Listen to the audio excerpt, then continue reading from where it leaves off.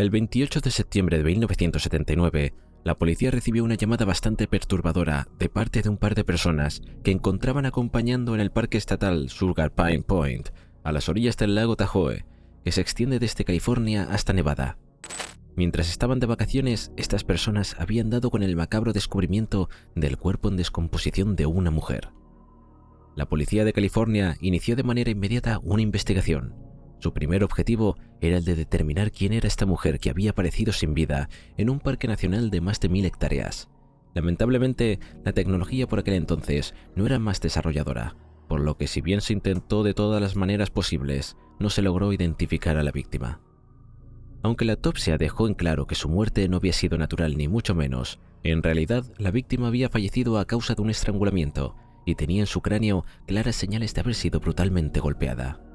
Era claro entonces que la mujer había sido víctima de un violento homicidio, pero sin saber su identidad y sin evidencia que permitiera investigar un poco más sobre lo que había ocurrido, la policía no tenía demasiado que hacer. Durante una década y media, el cadáver se mantuvo en la morgue estatal en la espera de que alguien lo reclamara, pero esto nunca sucedió, por lo que en 1994, la Oficina de Policía de California decidió enterrar a la mujer en la tumba bastante olvidada, en la que la lápida decía «Mujer no identificada». En esa tumba olvidada estuvo más de 20 años en el olvido, sin que nadie le prestara atención o se acordara de siquiera llevarle flores. A raíz de un proyecto de 2014 de la Unidad de Homicidios de Casos sin Resolver en el Condado del Dorado, se comenzaron a analizar homicidios de las décadas de los 70, 80 y 90 que no se habían podido resolver. Fue así como en 2015, el caso de la mujer hallada en el Parque Nacional fue designado a investigador John Gaines, quien con la ayuda de un antropólogo forense empezó su investigación realizando la exhumación del cuerpo. Su objetivo era extraer los restos de algo de ADN que pudiese servir para identificar a la víctima. Paralelamente, el detective Gaines revisó el archivo del caso encontrándose con las joyas de que la víctima tenía puestas al momento de su hallazgo. El más particular era un collar chai, un símbolo que relacionaba comúnmente con la comunidad judía, para quienes simbolizan la vida. Convencido de que alguien podría reconocer el collar, Gaines decidió sacarle varias fotos y hacer que los periódicos nacionales la publicaran durante varias semanas en sus páginas principales, con la esperanza de que alguien reconociera el collar, y efectivamente, tras un par de semanas, un par de personas se comunicaron con la Oficina Estatal del Dorado. El collar pertenecía a un familiar de Patricia Carnahan, quien había desaparecido en 1979. Gaines verificó la historia de la familia.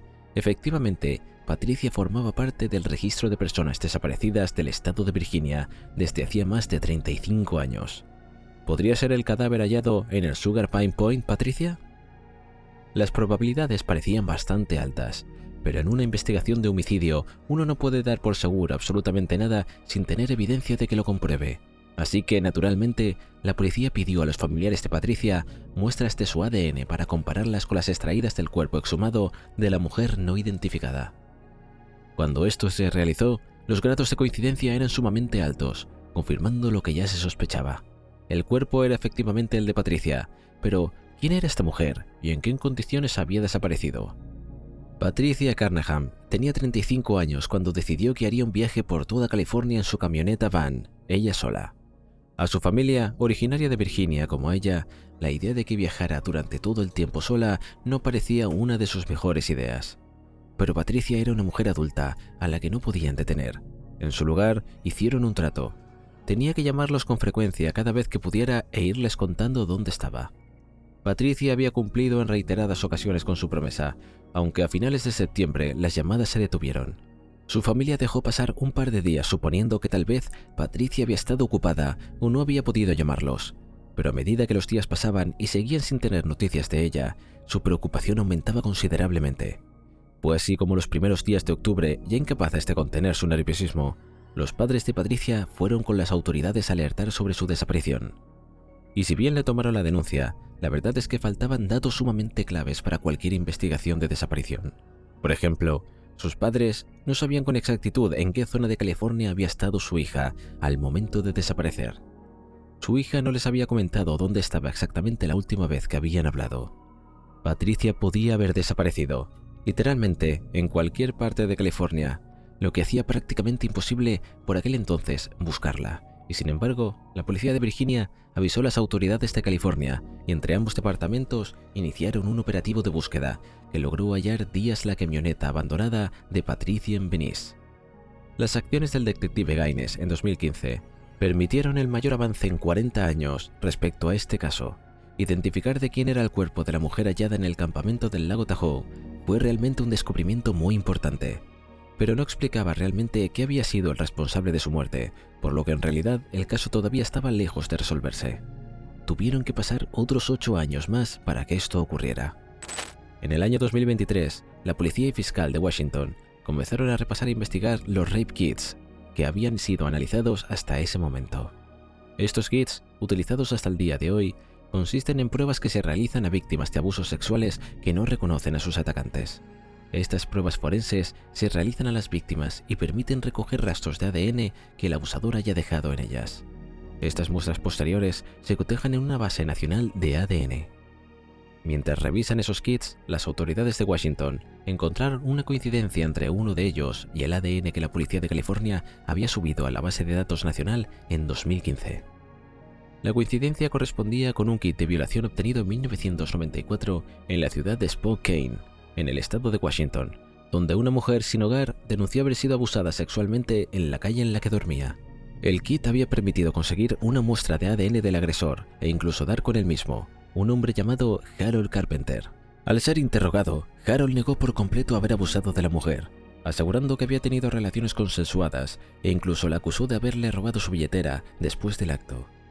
La investigación no continuó, ya que fue imposible a que la policía volviera a encontrar con la víctima, que según consta en registros judiciales falleció poco después, por lo que el caso pasó a catalogarse como no comprobable y los cargos contra Harold Carpenter por el abuso nunca fueron presentados. Sin embargo, el kit de violaciones que habían utilizado en la víctima quedó en dependencias de la Fiscalía de Washington hasta el 2023, cuando gracias a su iniciativa los datos fueron subidos a la base nacional de ADN, dando así la coincidencia con el caso de Patricia. Habían encontrado a su asesino. Con esta prueba indiscutible, la policía del Dorado fue capaz de conseguir una orden de arresto contra Harold Carpenter e ir a Spokane para hacerla efectiva. El arresto se llevó a cabo el lunes 27 de febrero de ese año en el apartamento en el que el hombre vivía. De allí fue trasladado a California, donde se le acusó oficialmente por el homicidio de Patricia Carnahan. Este estaba lejos de ser el primer caso que enfrentaba en su vida. Carol tenía un largo expediente de cargos criminales, entre los que se hallaban varios por violencia doméstica e incluso otro por abuso sexual en 2018. El día de hoy, Carol tiene 62 años y han pasado 43 de la muerte de Patricia, es decir, que tenía aproximadamente 19 años cuando cometió el crimen. Se espera que en el correr de este año se celebre su juicio, en el que ha quedado fuera por abuso sexual y en 1994 porque ha prescrito. Bob Ferguson, fiscal de Washington, declaró que casos como este ilustran la necesidad de analizar cada kit de agresión sexual y cargar sus perfiles de ADN en la base de datos federal.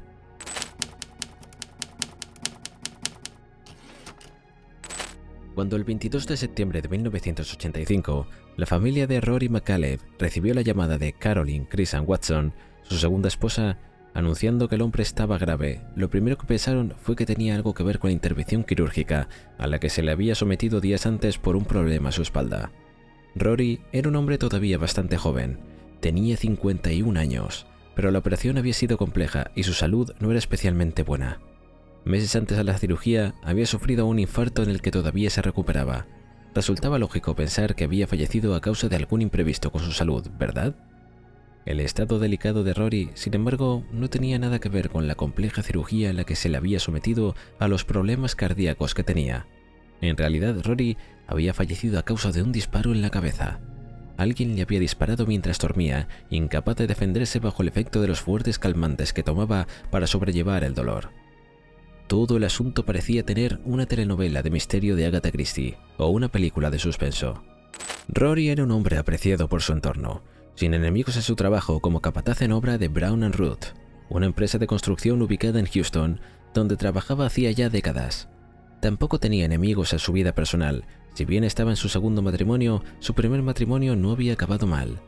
Había estado juntos 22 años y con su primera esposa había tenido varios hijos, entre ellos una hija que había fallecido y había provocado que la relación entre ellos se fuese deteriorando hasta concluir en el divorcio. En general, Rory era un hombre con una vida común, considerado un buen hombre, un buen hijo, un buen padre y un hermano e incluso un buen abuelo. ¿Cómo entonces había acabado siendo víctima de un tiroteo mientras se recuperaba de la cirugía? Según Caroline, la mujer de 43 años con la que llevaba 2 años casado, el atacante entró en la noche del 22 de septiembre por la puerta trasera de la casa en la que no solo vivía ella y su marido, sino también su hijo menor y su pareja. El sujeto tenía un cuchillo con el cual amenazó a Caroline hasta someterla. Según su versión, el atacante la hizo subir hasta donde estaban los dormitorios, con intención de abusar sexualmente de ella. Aunque antes de hacerlo, según lo que contó la mujer, se distrajo torturándola con diferentes elementos que encontró en la habitación. Le tiró cera caliente de vela en el rostro y también usó una percha de metal para lastimar su pecho y muslos. Cuando acabó con aquellas macabras formas de lastimarla, fue cuando abusó sexualmente de ella. Todo esto ocurrió en una habitación diferente a la que se encontraba durmiendo con Rory, quien necesitaba tener la calma para él solo mientras se recuperaba de la operación, por lo que mientras él descansaba en la habitación que normalmente era de ellos, Caroline había pasado a dormir sola en una de las habitaciones de invitados, donde el intruso, según su declaración, abusó de ella. Caroline no estaba acostumbrada a dormir sola en una casa tan grande como aquella, así que para sentirse más cómoda se había llevado con ella su revólver de calibre 38, el cual su atacante encontró bajo su almohada. Con esta arma en su poder, el hombre se dirigió a la habitación contigua donde Rory se encontraba durmiendo y le disparó varias veces. Caroline, que seguía recuperándose de los horribles momentos que había vivido anteriormente, se levantó al escuchar los disparos encontrándose con el atacante en medio del pasillo, que llevaba a la habitación de Rory. De hecho, se tropezó de imprevisto con él y ese mismo golpe hizo que el hombre soltara el arma que Caroline se apresuró por tomar mientras el desconocido huía y mientras se alejaba le disparó 2 veces. Lo que más llamó la atención a la policía es que si bien la mujer no podía dar una descripción física clara del asesino de su esposo y su abusador, afirmó reconocerlo de un ataque que había sufrido apenas una semana antes. Caroline declaró que un hombre descalzo de las mismas características que el intruso de esa noche le había robado su auto mientras entraba en su casa y había abusado de ella. Sin embargo, dado el estado delicado de salud de su esposo y lo poco que faltaba entonces para la importante operación, Caroline declaró que decidió no denunciar lo sucedido ni contarle a Rory para que el disgusto no afectara a su salud. Caroline estaba convencida de que ese hombre era el que había vuelto a su casa esa noche y le había quitado la vida a su esposo. Mientras algunos oficiales tomaban la declaración a la mujer, otros tantos efectivos especiales se encargaron de procesar primariamente la escena del crimen, sacar fotos, recoger evidencias, tomar declaraciones de las demás personas que vivían con la pareja, de vecinos que podían haber escuchado cosas relevantes para la investigación, etc. Pero desde el principio hubo ciertas cosas que hicieron a la policía dudar sobre esa veracidad del relato que Caroline les había contado. Lo primero que les había llamado la atención era la frialdad con la que la mujer había contado los hechos traumáticos que acababa de vivir. De hecho, ni siquiera parecía estar afectada por la muerte de su esposo. Pero eso no era lo único que hizo que la policía sospechara. Entre varios elementos que había llenado como evidencia de lo que había sucedido, estaba la percha de metal con la que supuestamente el intruso había atacado a la dueña de la casa. Sin embargo, la percha no tenía rastro de sangre ni piel como se suponía debía tener. Si había sido utilizada para lastimarla y cuando se revisó a Caroline las supuestas heridas que parecía tener rasguños superficiales autoinfligidos. Como si esto no fuera suficiente, los detectives dejaron la escena del crimen indicando específicamente a que la mujer no se bañara antes de ir a la estación de policía para ser examinada nuevamente por un forense, ya que podía obtener algún tipo de rastro genético del atacante que pudiera haber dejado en su cuerpo al abusar de ella. Sin embargo, Caroline ignoró completamente esta orden y cuando apareció para ratificar su declaración, en el estado de la policía, unas horas antes después de lo sucedido, apareció bañada, haciendo imposible a los forenses realizar el trabajo de los forenses. Pero eso estaba lejos de ser lo único sospechoso. Cuando los investigadores procesaron el camisón que Caroline estaba usando la noche de los hechos, notaron que ésta tenía salpicaduras de sangre que no coincidían con las de la mujer, sino con las de Rory, lo que indicaba que la mujer había estado cerca de su esposo cuando le habían disparado. Sin embargo, no podía comprobarse que hubiera sido ella la responsable de apretar el gatillo. Si bien el arma homicida tenía sus huellas, Caroline habría brindado una razón para ella. Le había tomado del piso cuando se le había caído al atacante y había disparado 2 veces. Su historia parecía cada vez más sospechosa, y hubo otros descubrimientos que prácticamente convencieron a la policía de que era falsa. Por ejemplo, La puerta trasera de la casa por la que supuestamente había entrado el intruso no mostraba señales de haber sido forzada, lo que tampoco podía coincidir con la historia que les había contado. Había demasiadas inconsistencias en su historia, como el hecho de que sus declaraciones, Caroline había asegurado que su hijo menor estaba en casa durante los 2 ataques, pero que este no había escuchado nada de lo que decía su madre y lo que había sucedido. La policía incluso creyó encontrar un motivo por el que Caroline hubiese asesinado a su esposo cuando después de unos cuantos días internado, Rory falleció debido a los disparos recibidos y su esposa intentó cobrar una suma total de $198.000, correspondientes a 2 pólizas de seguro que ella misma había contratado para su esposo meses antes de que los hechos ocurrieran. Sin embargo, los hijos de Rory, que se habían negado a que la mujer cobrase ese dinero, y habían informado a la fiscalía de ese suceso extraño. Se logró detener el pago de esas sumas tras explicarles a las aseguradoras que la muerte de Rory había sido un homicidio por el cual aún se investigaba. Sin embargo, existía un problema. Toda la evidencia que la policía había señalado señalaba las consistencias en la versión de Caroline, pero no era suficiente para incriminar a la mujer como responsable de la muerte de su esposo. La policía intentó también encontrar al hombre descalzo que supuestamente había atacado a Caroline, pero tampoco pudieron llegar a él. Por lo que sin sospechosos ni pruebas contundentes, la investigación comenzó a enfriarse y el crimen pasó a ser archivado sin resolver. A medida que la investigación quedaba olvidada, Caroline fue continuando su vida y sin ningún problema. Consiguió un trabajo como empleada civil en el Departamento de Policía de Houston, donde trabajó hasta que se jubiló en 2008, y donde ayudó a entrar a sus 2 hijos como oficiales de policía. También románticamente siguió con su vida, casándose 5 veces más y subiendo a 7 la cantidad de veces en la que se había casado. En cuanto a su vida familiar, se transformó en abuela de 4 niños posteriormente y se describía a sí misma como una madre y abuela amorosa que todavía vivía con las cicatrices de lo que había pasado en 1985.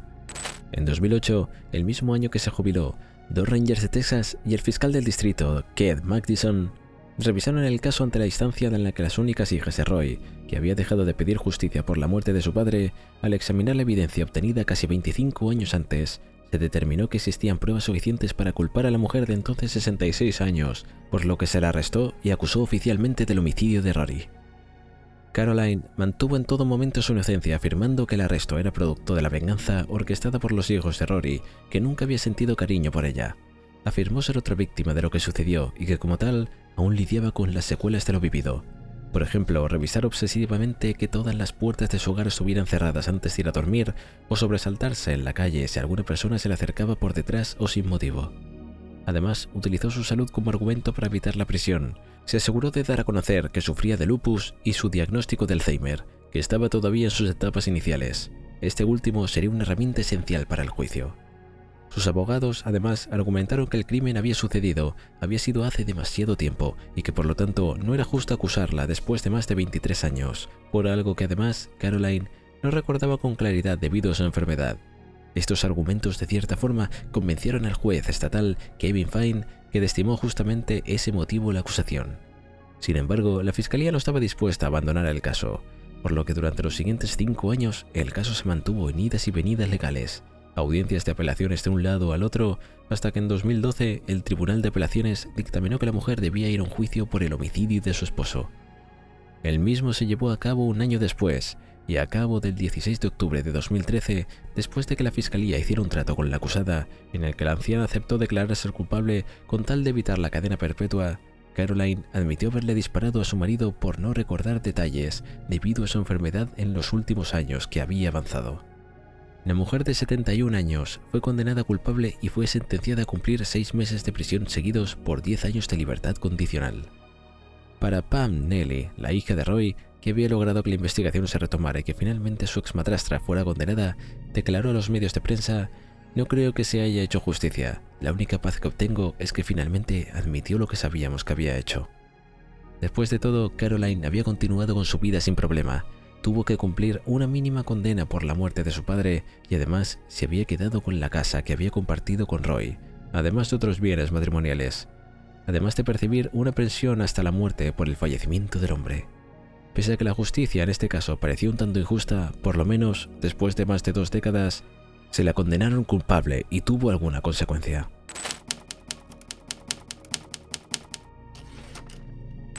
El domingo 22 de octubre de 1989, 3 niños del pequeño pueblo de St. Joseph en Minnesota hicieron lo que ya era costumbre de todos los fines de semana. Alrededor de las 8 de la noche tomaron sus bicicletas e hicieron un camino hasta el videoclub del pueblo, es decir, a la tienda donde se alquilaban VHS. Allí, Jacob Wetterling, de 11 años, estuvo más de media hora junto a su mejor amigo Aaron Larson y su hermano menor Trevor eligiendo una película. Cuando llegaron a un consenso, ya eran las 9 de la noche. Así que se apresuraron en volver a casa de Jacob. Sin embargo, en el camino un hombre enmascarado los hizo detenerse y bajar de sus bicicletas, exigiendo que se le dijeran sus edades. Una vez que se supo las edades de los 3, le indicó a Trevor que era el menor por un año que recorriera lo más lejos que pudiera hacia el bosque, sin mirar atrás. Cuando el chico comenzó a correr, inmovilizó a Jacob y ordenó a Aaron que se fuera corriendo. Esa fue la última vez que vieron a Jacob con vida. La policía fue alertada de forma inmediata y esa misma noche comenzó un operativo de búsqueda masivo que incluyó a más de 200 oficiales de policía de todo el país en una incontable búsqueda. Voluntarios se acercaron a ayudar en el operativo de búsqueda, en el que también tuvo la participación del FBI. Se unió 2 días después, no solo con 20 agentes especializados en ese tipo, sino ofreciendo a partir un perfil de secuestrador realizado a través de las descripciones de Aaron y Trevor que habían logrado dar. Según el perfilador experto del FBI, el secuestrador era un hombre blanco solitario con algún tipo de deformidad que anteriormente había cometido un crimen con las mismas características, lo que llevó a la policía a investigar posibles secuestros de menores sucedidos en la zona en los meses anteriores. Gracias a ello, descubrieron que en mes de enero de ese mismo año, un niño de 12 años llamado Jared Skerry había sido raptado, abusado físicamente y sexualmente por un hombre de Cold Spring, una ciudad de Minnesota, a solo 10 kilómetros de donde posteriormente se secuestraría a Jacob. Lo más interesante era que el secuestro había sucedido de forma similar a lo que había sucedido en el caso de Jacob.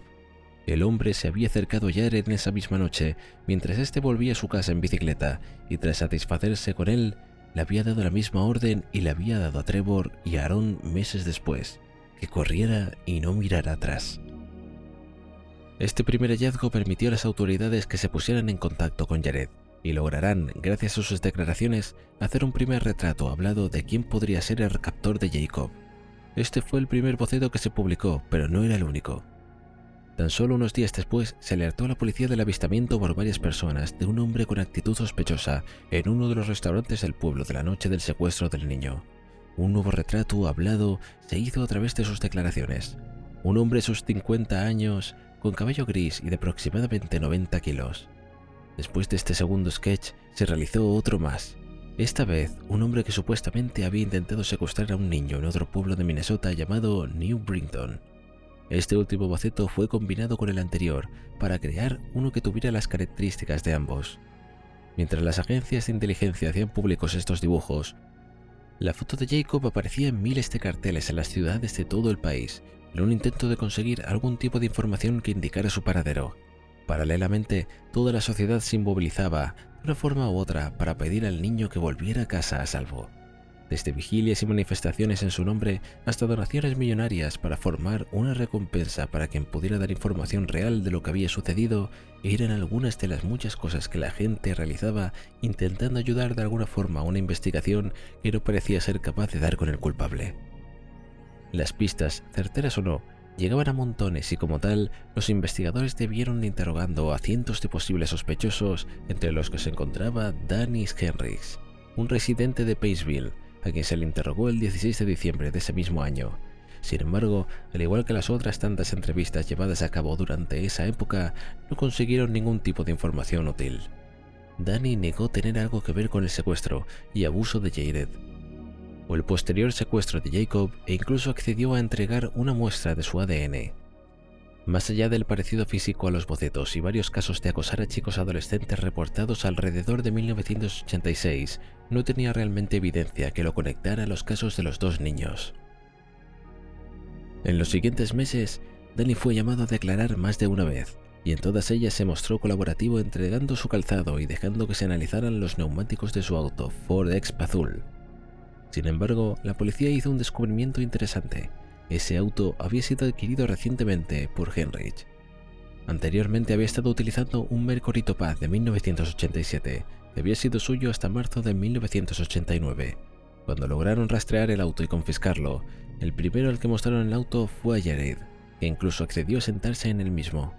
Cuando le preguntaron cuán similar fuera al de su captor en una escala del 1 al 10, el niño afirmó muy seguro que estaba entre el 8 y el 9. La seguridad de Jared hizo que la policía decidiera enfrentarlo al dueño del auto. Para ello, pusieron a Danny contra los 5 individuos blancos con características físicas similares, con la esperanza de que Jared fuese capaz de identificarlo. Sin embargo, el niño señaló a otro de los sujetos y dijo que Danny se parecía muy poco al secuestrador que recordaba. Pero esto no detuvo a la policía, quien consiguió una orden para allanar la casa de Danny. Vivía junto a su padre desde noviembre de 1989. Esperarán encontrar ahí algún tipo de evidencia que demostrara la culpabilidad del hombre en los ataques de los 2 niños o directamente a Jacob. Sin embargo, el allanamiento no tuvo éxito. Lo único sospechoso que encontraron fue un baúl con varias fotos de menores semidesnudos. Sin embargo, se negó a que los oficiales de policía se las llevaran, ya que argumentó que de alguna manera de hacerlo o acusarlo, él no era. Cuando la policía dejó su casa, Danny quemó las fotos. A medida que los meses fueron pasando, era cada vez más claro que los avances de la investigación eran en realidad minúsculos. Poco a poco, los recursos dispuestos por las diferentes agencias de inteligencia a la búsqueda de Jacob fueron disminuyendo. El primero en reiterar los agentes fue el FBI, que a finales de enero de 1990 redujo a menos la mitad de la cantidad de agentes de la investigación. Y esto fue solo el inicio de la paulatina desmantelización de la investigación que parecía completamente estancada. La familia Wetterling nunca perdió sus esperanzas, y mientras todavía estaban seguros de que su hijo aparecería con vida, sus padres se volvieron también activistas de los derechos de los niños, creando incluso una fundación con el nombre de su hijo, enfocada a ayudar a los niños y sus familias a luchar contra el abuso infantil. Aunque no fue todo, en 1994 lograron que se aprobara la Ley Jacob, con el mismo objetivo de cuidar a los menores de posibles abusos sexuales. Obligaba a todos los estados a crear un registro de delincuentes sexuales local que estuviese a disposición de otros estados si era necesario. Más allá del avance en materia legal, no hubo mayor avance en cuanto a la investigación. Si bien durante los siguientes años la policía siguió trabajando e incluso trabajando alrededor de individuos que en su momento se consideraron sospechosos, como el vecino de la familia Dan Reiser, al que no solo se le interrogó, sino que también se revisó toda su propiedad, entre otras. No hubo realmente hallazgo de evidencia que guiara hasta el responsable hasta 2012, cuando se logró distinguir del buzo de Jared. Estaba usado el día de su ataque 2 perfiles de ADN. Uno de ellos correspondía al del niño, pero el otro no. Tenía la coincidencia con él y por lo tanto se creyó obtener el ADN del atacante. El problema era que el rastro no era suficiente para identificar a la persona de la base de datos nacional, pero sí para cotejarlo con los sospechosos, pudiendo excluir hasta un total del 99,5% de la población. En 2015, esa muestra obtenida del suéter de Jared fue comprobada con las muestras de cabello donadas por Danny Henrich en 1990, dando como resultado una coincidencia prácticamente total, señalando indudablemente a Danny como el abusador del niño atacado en enero del 89. Esta coincidencia sirvió para que los investigadores pudieran obtener una orden de registro para la casa del sospechoso ubicada en Annandale, en Minnesota. Allí encontraron 19 cajas llenas de pornografía infantil, un par de esposas de plata, cinta adhesiva y ropa infantil deportiva, además de varias cintas de vídeo realizadas a los niños de la escuela local y vecinos jugando en plazas o haciendo deporte. La tenencia de pornografía infantil es un delito por el que pude ser arrestado, y fue por eso que el hombre quedó arrestado en ese mismo momento. Si bien con la intención de la policía era también poder acusarlo del rapto y abuso de Jared, al haberse pasado 26 años el crimen había prescrito. Desde su arresto y durante meses, los investigadores intentaron obtener mayor información sobre lo que había sucedido con Jacob, convencidos de que Danny Henrich era también el responsable de su secuestro. Tras meses de negociación y charlas entre fiscalía, sus abogados e incluso los padres de Jacob, en agosto de 2016, el hombre confesó ser el responsable de la desaparición de Jacob. En un juzgado lleno de gente entre los que estaban los padres del niño, Danny Henrich contó con todo lujo de detalles lo que había sucedido esa noche 26 años antes. Con total frialdad, narró cómo ese día, con una máscara en su rostro y armado, se acercó a los 3 chicos, exigiendo que Aaron y Trevor se fueran del lugar y agarrando del codo a Jacob, a quien le puso las esposas antes de subirlo a su auto, el cual lo condujo hasta la playa, donde estacionó el auto y abusó sexualmente del niño, quien llorando le preguntaba: ¿Qué hice mal? Heinrich explicó que entró en pánico al ver las luces y la sirena de la patrulla policial que pasaba cerca, por lo que cargó su revólver con 2 balas e hizo que Jacob se diera la vuelta, matándolo en el mismo lugar en el que había abusado de él. Finalizada la audiencia judicial, un grupo de efectos locales fue enviada a la zona señalada donde se encontraron el resto del niño, que sus padres aún esperaban que volviera con vida. La confesión de Danny Heinrich había sido hecha únicamente por el acuerdo previo que había logrado la fiscalía, el cual le evitó ser acusado por homicidio y le garantizó una pena máxima de 20 años relacionada con los cargos pornografía infantil encontrada en su hogar. Lamentablemente este caso tuvo el desenlace más triste posible, pero gracias a lo sucedido, los niños norteamericanos tienen legislaciones que buscan su seguridad.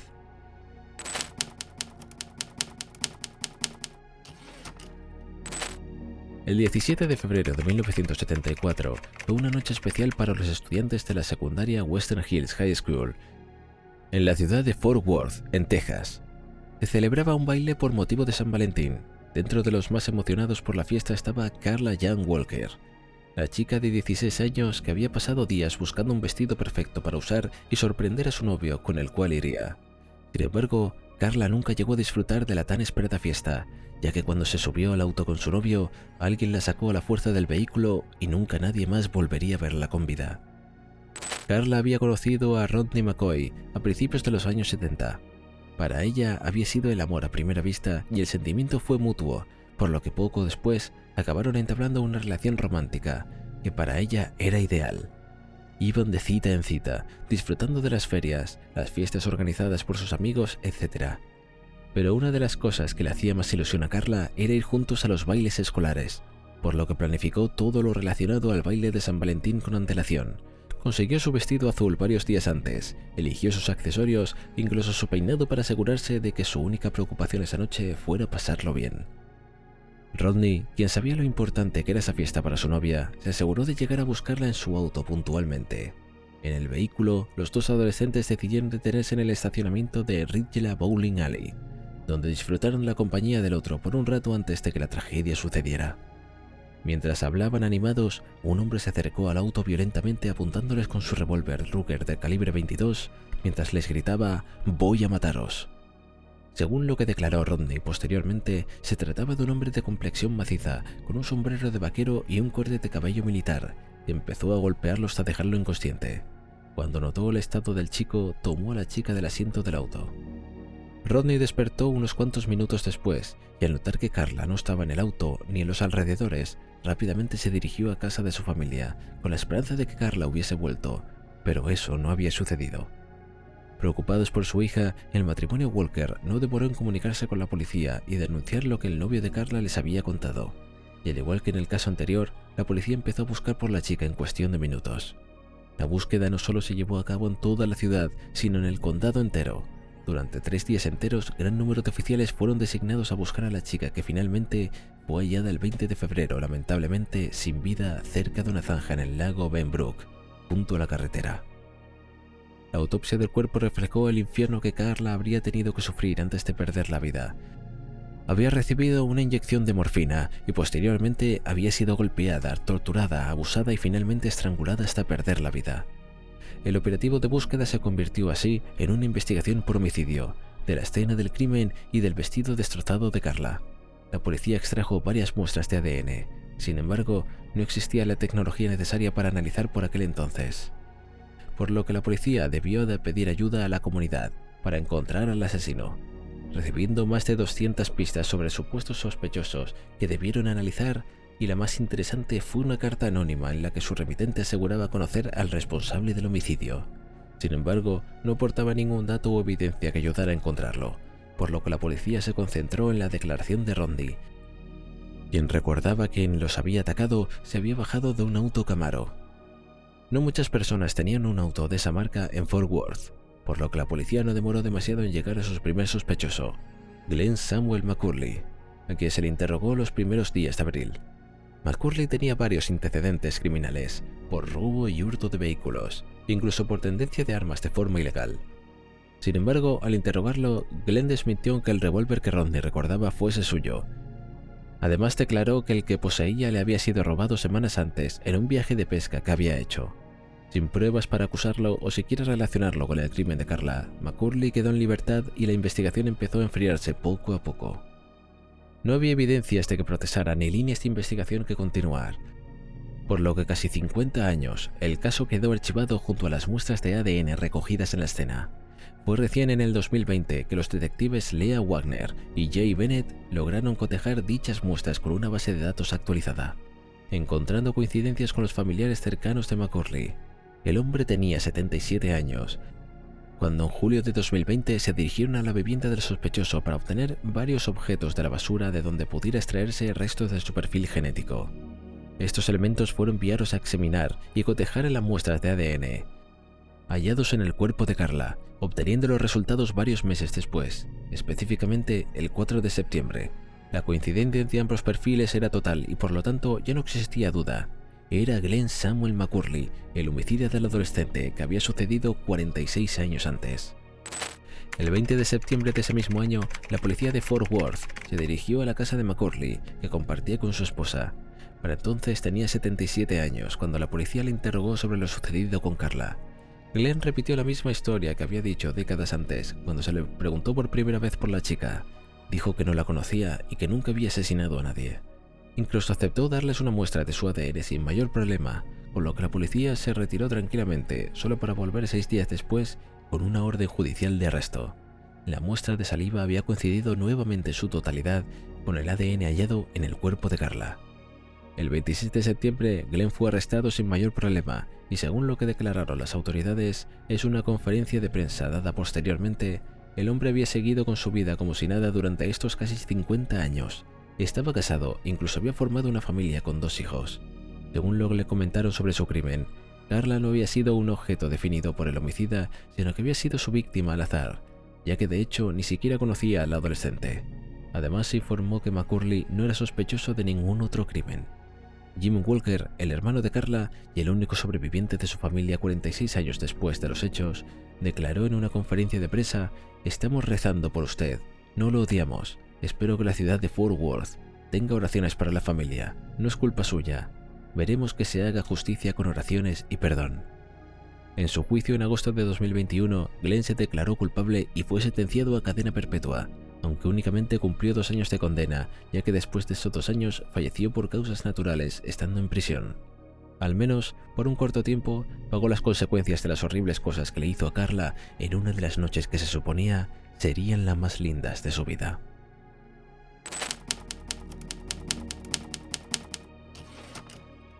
Irene tenía 26 años cuando el sábado santo 16 de abril de 1960 les informó a sus padres, con quien todavía vivía, que iba a confesarse a la iglesia del Sagrado Corazón, ubicada en el centro de la ciudad de McAllen, en Texas, donde había nacido, crecido y ahora trabajaba como maestra de 2º grado en las zonas más pobres de la ciudad. Eran alrededor de las 6 de la tarde cuando anunció que iría a la iglesia, por lo que su madre le pidió que no se demorara y le prestó su auto para que no tuviera que hacer el camino de 12 cuadras caminando. Irene prometió no demorar y salió de la casa dispuesta a confesarse. Sin embargo, nunca regresó a casa. Cuando las horas comenzaron a pasar y no había ningún rastro de su hija, sus padres, ya bastante ancianos, no se preocuparon. Pensaron que Irene probablemente se había quedado para formar parte de la misa de medianoche. La religión era muy importante para la chica. Diariamente asistía a la iglesia para confesarse y asistir a misa, pero además era miembro voluntario en un movimiento mariano llamado la Legión de María, por lo que no les parecía extraño que hubiese tomado esa decisión en una fecha tan especial como era el Sábado Santo. Sin embargo, se preocuparon cuando al despertarse al amanecer del domingo 17 de abril se dieron cuenta de que su hija no había vuelto a su hogar. Ya sintiéndose muy nerviosos, se dirigieron al departamento de policía para denunciar su desaparición.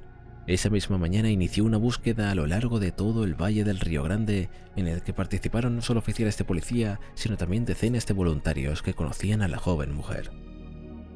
La noticia de su desaparición recorrió rápidamente toda la ciudad, logrando que varias personas se acercaran a la estación de policía para declarar.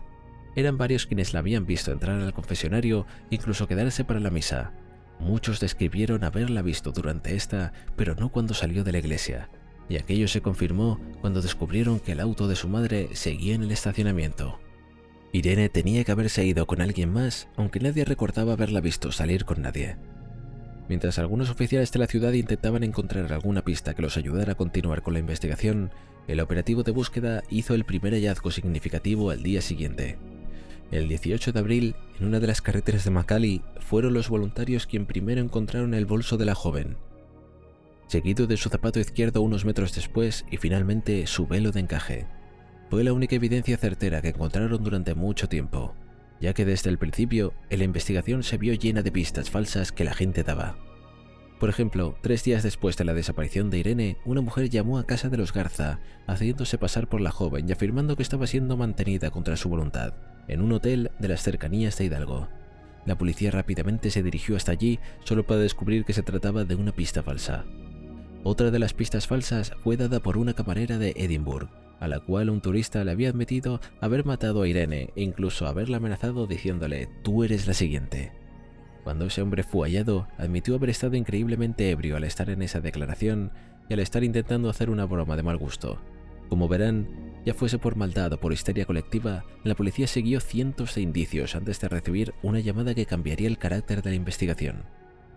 El 21 de abril a las 7:40 de la mañana se les informó el hallazgo de un cadáver femenino flotando en el canal Second Street, un área de varios kilómetros donde se habían hallado las pertenencias de la chica.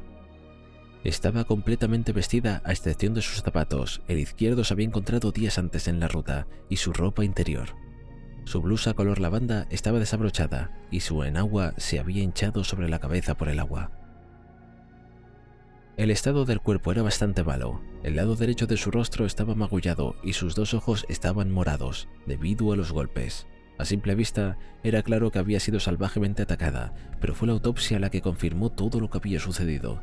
A causa de la paliza que le habían proporcionado, Irene había perdido la consciencia y mientras estaba sin conocimiento, había sido abusada sexualmente. Su causa de muerte, sin embargo, no había sido los brutales golpes recibidos, sino que la habían asfixiado.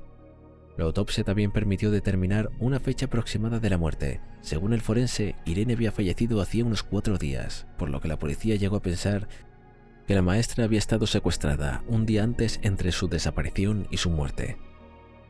Más allá de todos estos datos, la autopsia no permitió obtener ninguna información sobre el homicida. Cualquier evidencia física que pudiera haber quedado en el cuerpo había sido eliminada por el tiempo que había pasado en el canal de agua. Era un homicidio sin pistas. La policía realmente no tenía ningún elemento por el cual comenzar a investigar. No había ningún testigo presencial que hubiese visto lo que había sucedido a Irene. Tampoco habían huellas dactilares ni evidencia física que señalara a algún sujeto como sospechoso. Era un trabajo imposible. Lo único similar a una pista era una huella de zapato que se había encontrado a las orillas del canal Second Street, a unas 4 cuadras al sur, donde había aparecido el cuerpo flotando de la víctima. Esa huella había sido identificada como la del asesino, ya que en medio de esa enredada de las marcas de zapato se habían encontrado un mechón de cabello correspondiente a Irene, por lo que la policía supuso que había sido allí donde el homicida había descargado su cuerpo en su automóvil y lo había tirado al agua. Sin embargo, esa pista tampoco era demasiado de ayuda. El clima lluvioso de los últimos días había hecho que el suelo se volviera todavía más mugroso de lo normal, por lo que la huella del zapato como las del neumático que habían en la orilla apenas eran distinguibles. No podía identificarse ningún tipo de característica exacta o única.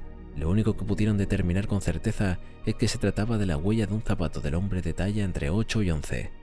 Sin esta otra información, durante las siguientes semanas la policía interrogó a más de 500 hombres de distintos lugares de Texas, incluyendo delincuentes sexuales conocidos, compañeros de trabajo de Irene, familiares, amigos e incluso sus exnovios. Los que generaron más sospechas de entre todos los interrogados fueron sometidos a pruebas de polígrafos.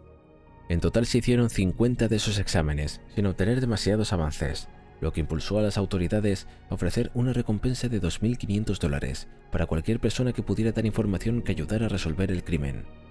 Era la primera vez que las autoridades del estado de Texas ofrecían una recompensa tan alta por un homicidio. Esta terminaría subiendo a más de $10.000 gracias a la donación de varios empresarios al sur del estado. La cuantiosa cantidad de dinero tampoco ayudó a la investigación, ya que nadie presentó evidencia nueva. Ya sin más idea de qué hacer, a finales de abril la policía decidió dragar el canal y gracias a ello se halló en el lecho del río muy cerca de donde anteriormente se había encontrado el cuerpo de Irene un zapato verde que se identificó como el visor de diapositivas. El mismo no tenía ningún indicio que podría ser su dueño, por lo que nuevamente los investigadores debieron concluir con la población. Publicaron una foto en todos los periódicos de la ciudad con la esperanza de que alguien reconociera a quién le pertenecía dicho zapato.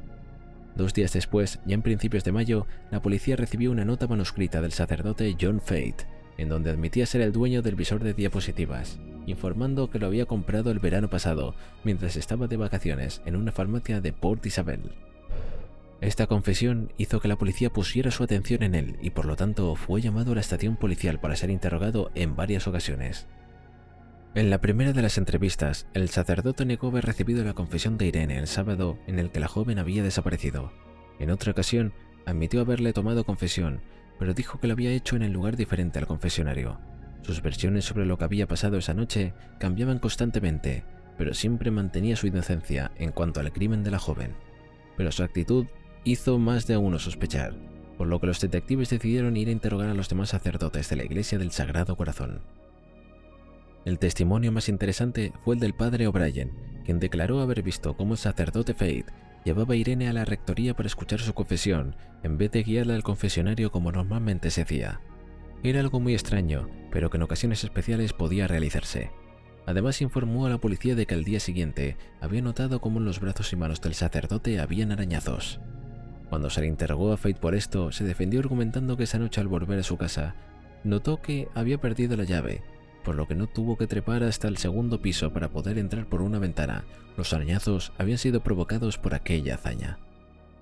Al ser cuestionados sobre la noche de los hechos, otros miembros de la iglesia recordaron que esa noche la línea de confesión del sacerdote Fate se encontraba mucho más lenta de lo normal, y que más de una vez salió del santuario para ausentarse por varios minutos antes de volver a entrar y llamar a la siguiente persona. Cuando se le preguntó por esto, el sacerdote también tenía una explicación. Afirmó que esa noche sus gafas se habían roto mientras jugaba con ellas al escuchar la confesión de una persona. Según Fate, se había ausentado del santuario para dirigirse en coche hasta la tienda más cercana que pudiese conseguir rápidamente un par de gafas para seguir con su deber.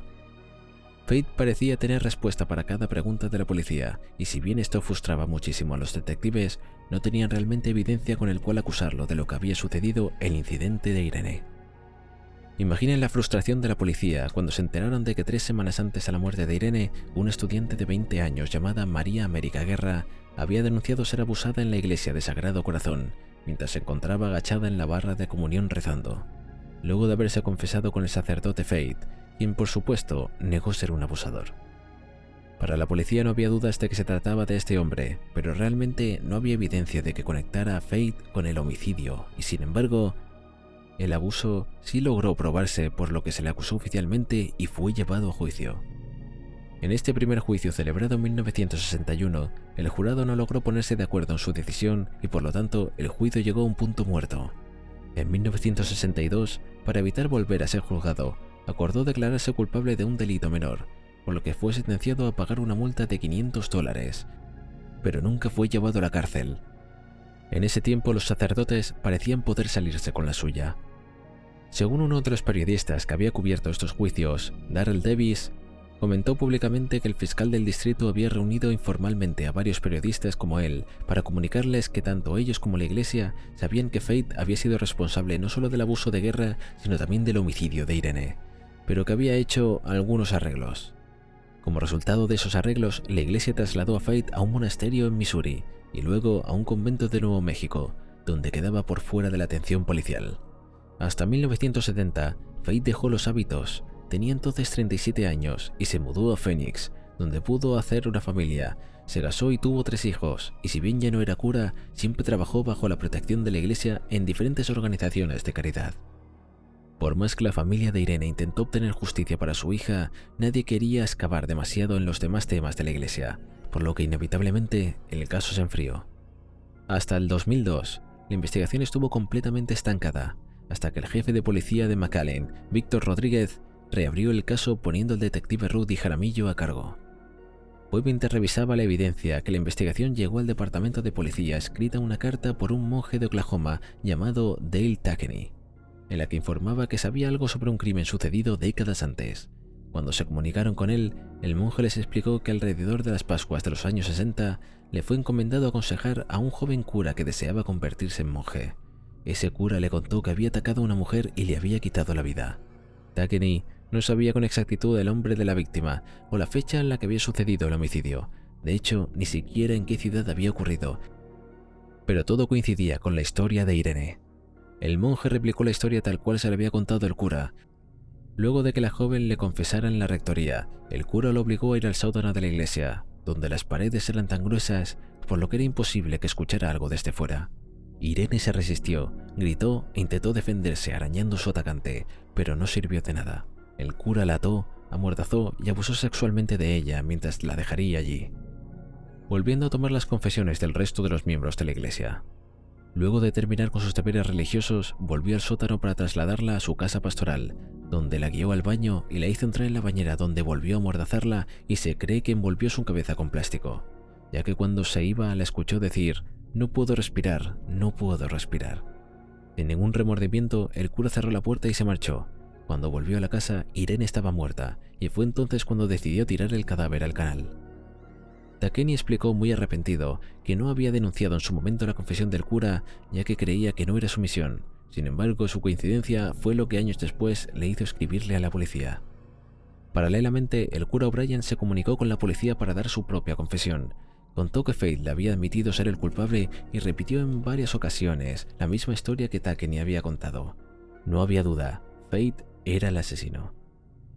Sin embargo, el fiscal del distrito, René Guerra, no consideró creíbles esas declaraciones e incluso afirmó que el cura O'Brien tenía demencia. En 2004, por presión del público, Guerra llevó el caso a juicio, pero no citó a declarar en persona a Faith ni a los testigos, por lo que el jurado lo dejó libre. Recién en 2015, con un nuevo fiscal llamado Ricardo Rodríguez Jr., la investigación se tomó en serio. En 2016, Faith, con 83 años, fue arrestado en su Scottsdale, en Arizona, por la muerte de Irene y fue extraditado al estado de Texas. Se le puso una fianza de $750.000 a la espera de su juicio que inició en 2017. Había pasado 57 años del crimen. En el juicio se presentaron varios testimonios como los de Beatriz García, quien narró cómo semanas antes de la muerte de Irene, un hombre la detuvo en la calle ofreciéndole sacarle fotos. Ese hombre era el cura Faith. 15 años después de haber hablado por primera vez, el monje Takeni repitió su testimonio en la corte y pidió entre lágrimas perdón por demorar tanto por hablar. El 7 de diciembre de 2017, con 85 años, Faith fue declarado culpable de homicidio y fue sentenciado a cadena perpetua, lo que en realidad era más una ironía. Faith estuvo preso poco más de 2 años, ya que falleció en febrero de 2020. Había empezado a apelar su condena, pero un infarto acabó con su vida. Al enterarse de la muerte del excura, Noemi Ziegler, familiar de Irene, declaró: «Ahora Faith enfrentará al último juez». Dejó esto en vida sin demostrar jamás arrepentimiento alguno por haber asesinado a Irene. Este caso es indignante porque por más de 50 años la justicia se evitó por un juego de poder de la Iglesia que no quería demostrar lo que uno de sus miembros más macabros era capaz de hacer. ¿Y tú qué piensas? ¿Cuál crees que es el peor de los 5 casos? ¿Conoces otros casos similares a este? Si llegaste hasta aquí, no puedes perderte el vídeo en pantalla. Nos vemos allí.